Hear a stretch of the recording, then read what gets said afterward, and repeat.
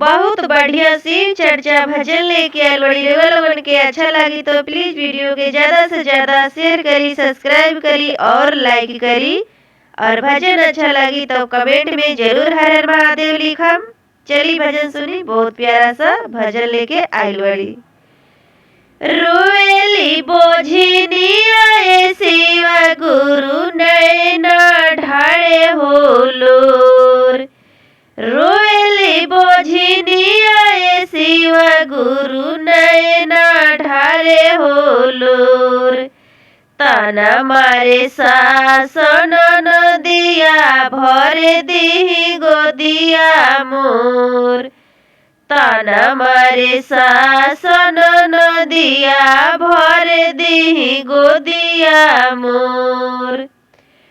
कवन को सुरवाए शिव गुरु भइली एतना कठोर। कवन को सुरवाए शिव गुरु भइली एतना कठोर। नाही मांगी अन धन सोनावाए शिव गुरु। नाही मांगी अन धन सोनावाए शिव गुरु।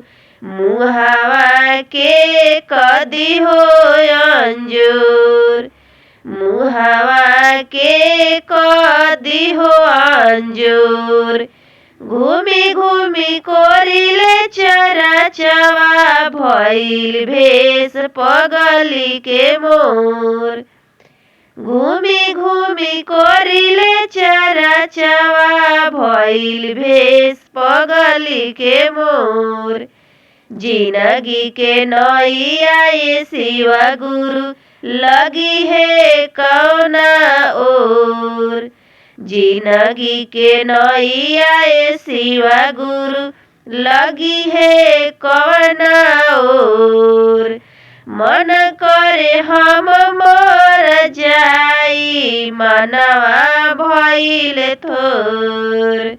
मन करे हम मर जाई मनवा भइल थोर।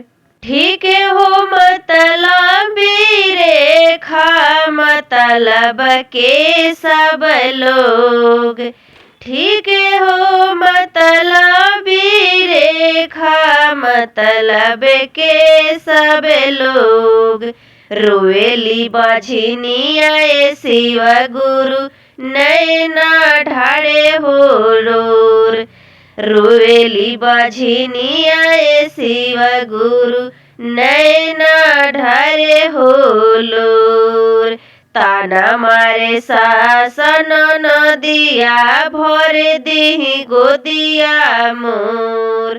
ताना मारे सासन नदिया भरे दिही गोदिया मोर। हर हर महादेव।